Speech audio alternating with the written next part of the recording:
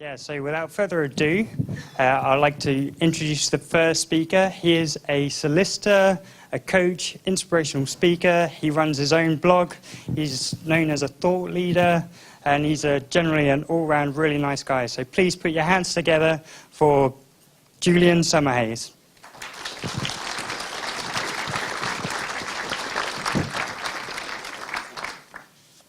You got the clicker? Cheers.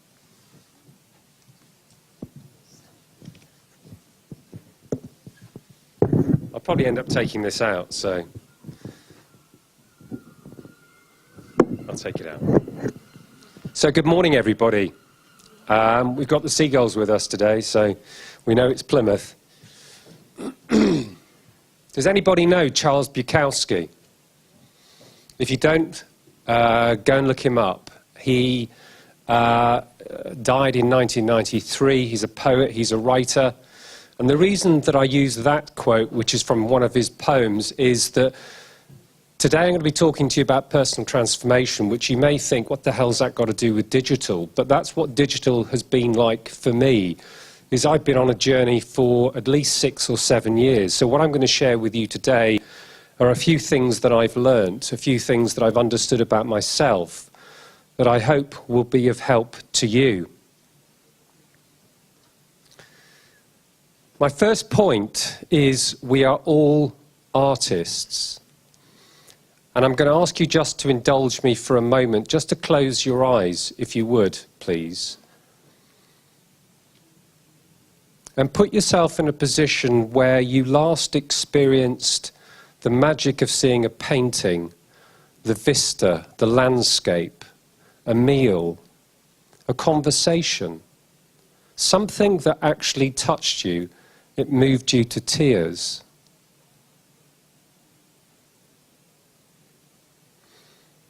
Okay, you can open your eyes now. Now, I don't know about you, but for me, music has always made a big impression on me. I am a kid of the 1980s, so my children now have to get to listen to some pretty, what they think is dull music. So Visage, Fade to Grey, if anybody remembers that, I often play that song. They're actually coming round to my way of thinking. Some of it's a bit cooler now than it was a few years ago. But I want you to think about that in the context of the work that you do. Now, I don't know whether Seth Godin is going to get a mention today. I suspect in this group he may well do. But if you've read any of his books, in Linchpin, he spends a long time talking about emotional labour. And we're knowledge workers. We don't work with our hands, we work with our minds. I mean, it might feel like you're working with your hands when you get repetitive strain injury banging away all day, trying to code or whatever else you do. But we are knowledge workers. But please don't lose connection with the fact that you are trying to create something special, that you are trying to move people with what you do. And as I say to people, you don't have to be Vincent van Gogh, J.C., Ernest Hemingway or Picasso to be an artist. Every one of you is an artist. And if you follow me on social media, you'll see that I have reined back a lot from what I used to do. And it's largely because I don't think we put enough thought into what we're doing. I was speaking to one of the attendees about the fact that I now have a Patreon account. And the thing is, when you're being paid to write, and I don't have many patrons, but I have a few, trust me, it feels a hell of a lot different to banging out another blog post or another tweet. And if you've gone over to Medium recently, and if none of these platforms mean anything to you, I'm sorry, but if you go over to Medium, you now have to pay $5 to read stuff on Medium. It makes a big difference. My own view is I don't think social media will remain free forever, okay? Because I just don't think it's feasible. You know, I saw another platform called Flavors.me that's gone out of business this week. I went to check on my profile. Don't ask me why. It wasn't there. You should be asking yourself this question every day. Are you doing your best work? And the best standard for me is excellence. Tom Peters was a big hero of mine, a big inspiration of me. He wrote a brilliant book called In Search of Excellence. It was published in the late 1970s. It was all to do with his meandering around Silicon Valley.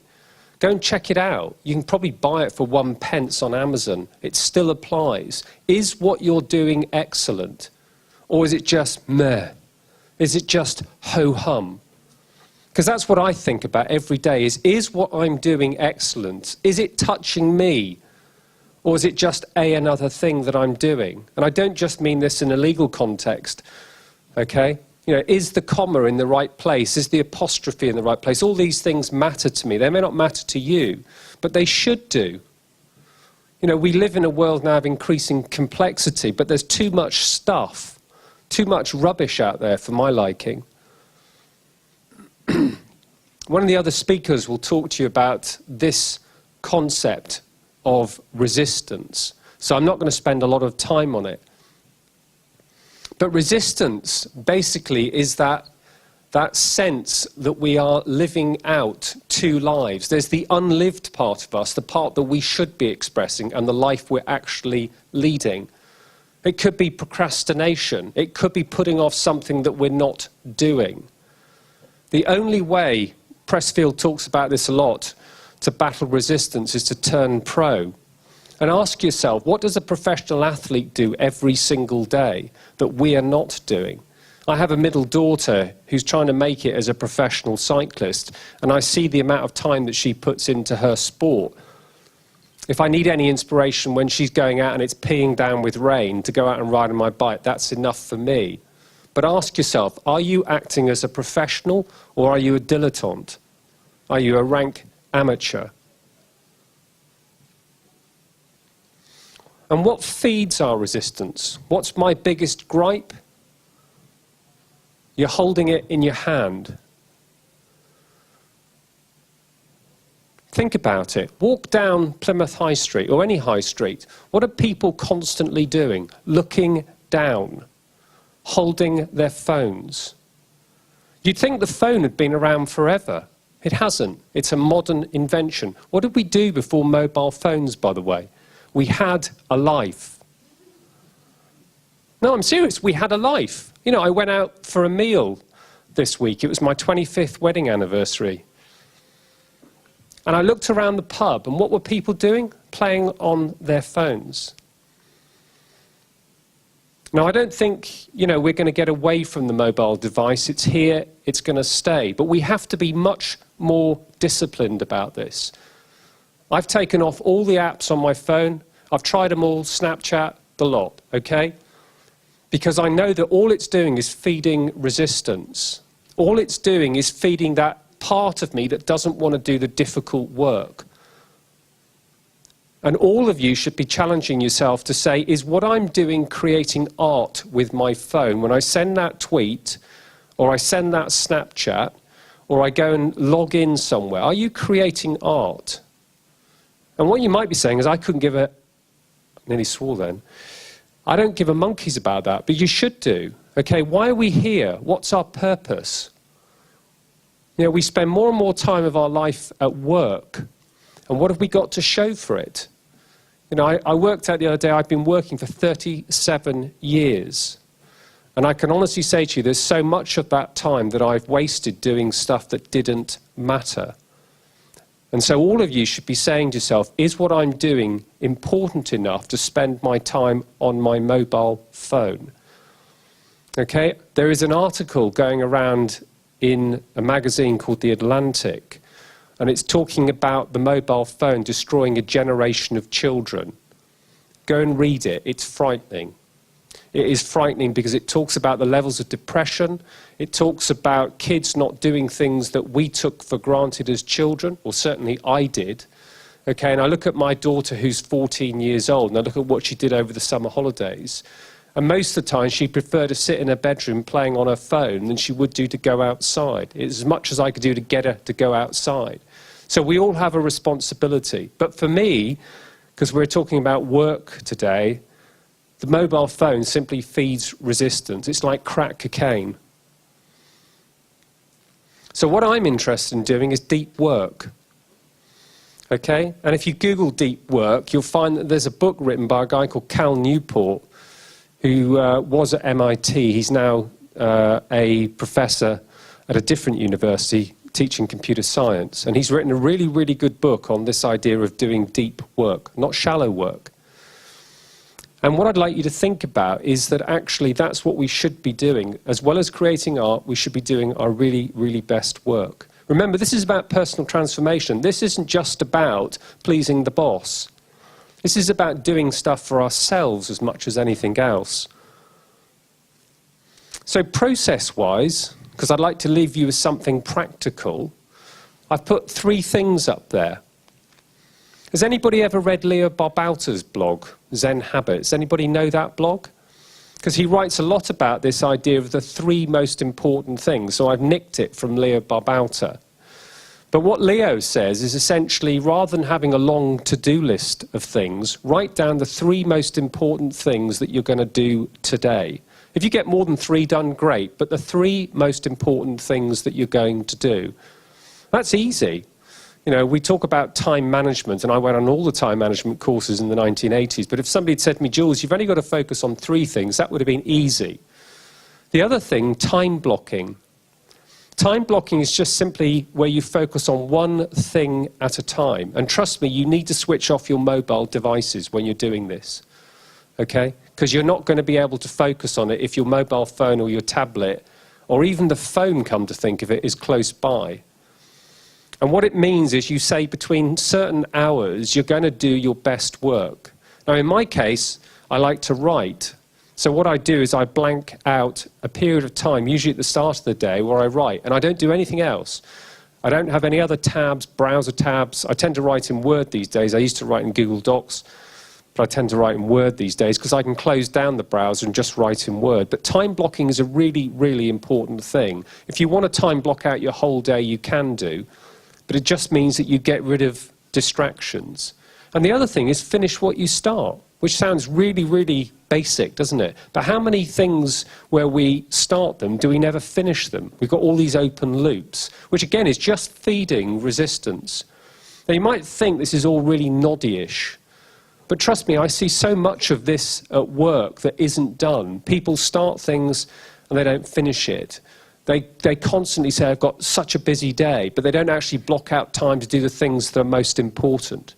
So those are the practical things. I could give you a whole long list of things, but those are the things I think are really key for me. And I'm not, you know, I'm conscious of our time today, but for me, I think what I would say is, as I started this by saying I've been on a journey, and I started heavily investing my time in social media. And what I've realized now by coming away from social media is I've not missed out on anything. I've not found myself not being able to talk to people. I mean, it was great in the early days of social media, and I went to Like Minds when it was first on in Exeter, and it was really nice to go into a room and see people that you'd connected with on Twitter or LinkedIn or whatever else. I think those days are over now. You know, I think what we now see is people who, well-meaning, I'm sure, use these platforms for very often the wrong reasons. So I'm not saying to you, please don't use these platforms. I'm not saying to you that, you know, it's a waste of your time. But all I would do is challenge you to say, is what you're doing creating art? And if you can go back to that short little experiment at the beginning where I asked you to think about something that last touched you. When was the last time you did something at work that actually touched you in that way? Or when were you last touched by something? So that's all I've got to say. It's probably quicker than you thought. Time for questions? I'm not sure. Paul, questions? Yeah?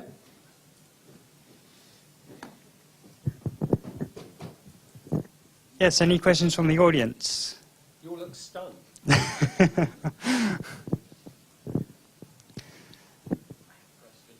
Oh, Gary has a question. I'm a big fan of the time blocking stuff. My problem is I try a different method of time blocking all the time. So do you have one that you find really works? Yeah. I basically look at the 3 most important things.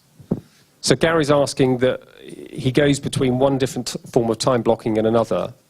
I just look at the 3 most important things that I've got to do, and I've ranked them 1, 2, 3. I take the first thing and I write it down, and I work in terms of my own body rhythms, thinking when am I most alive, which is usually in the morning, and I do that thing first. Where I'm finding myself sleepy and I can't be bothered, I stop working. Because that's the other thing about work, is that we don't know when to turn off. So, you know, if you think you've got to stay in the office till 8 o'clock at night or 9 o'clock at night, and trust me, in the legal community, there is this idea of presenteeism. I don't know what it's like in your sectors, but there's still that idea of presenteeism. You're wasting your time.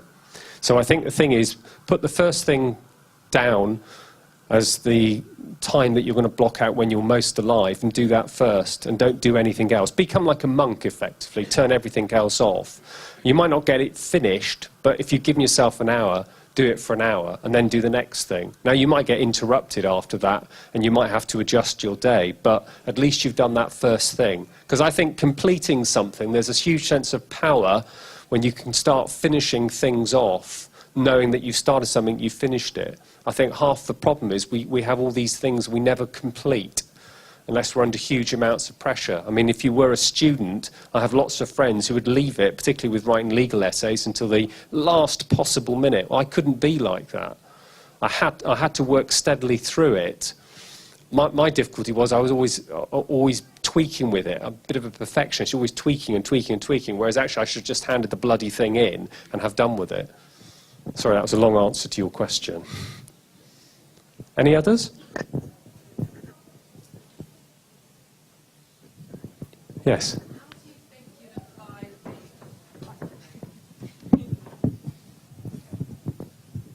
Hello.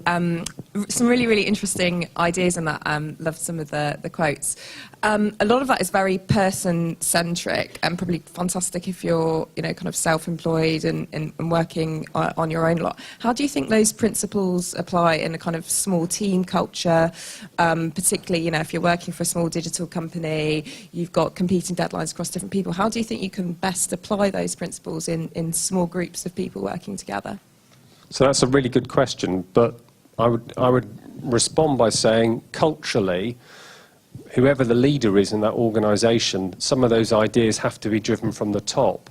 So in terms of everybody having a free-for-all, or having some guidance with the way they work, I think it has to come from the top. So in terms of projects, everybody's familiar with, we've got a deadline for this project and we've got to ship it out the door. We're all familiar with that. But what about all the rest of the stuff that people are doing? So, you know, there's a huge amount of interest, isn't there, in doing social media. You know, everybody's encouraged to be a marketeer these days and do blogging and everything else. It needs to be much more structured, in my opinion. So in terms of a small team environment, you know, I would be having the conversation, who's going to do that blog? Who's managing this? Who's doing that? I mean, in terms of a project, I think all of those things are really important. I mean, what we've got in this country now, I suspect, I can't talk overseas, we've got a meeting culture as well. I mean, I could give you a whole other seminar on meetings, right?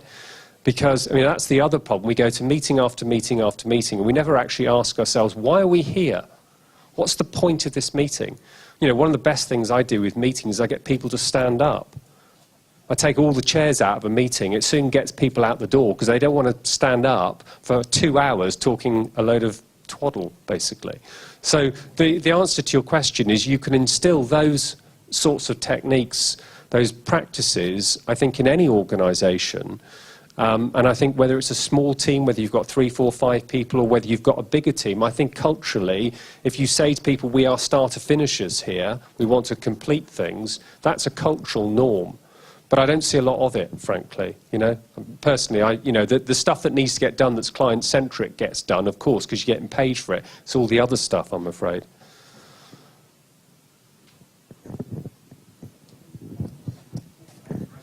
Paul has a question. This is going to be a tricky one, isn't it?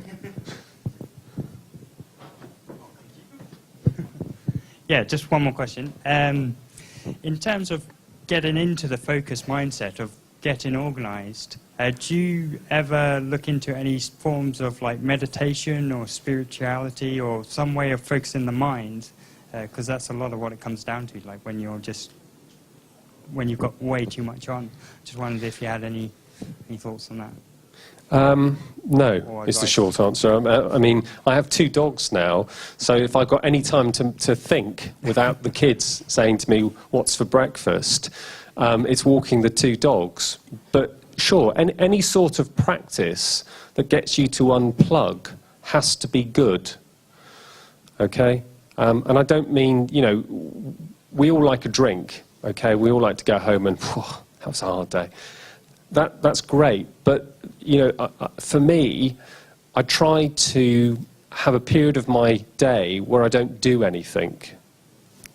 You know, I don't just sit there with my legs crossed, but I just don't do anything. So, no, I think everybody's different, Paul. I mean, some people mindfulness meditation works. Some people are walk. Some people like swimming, some people like sport. I think if we can have a moment in our day where we don't actually have to think about things, then great. So, if that's an answer to your question. Yeah, that's perfect. Thank you very much. Put your hands together. Thanks, Thank you, Julian. everybody.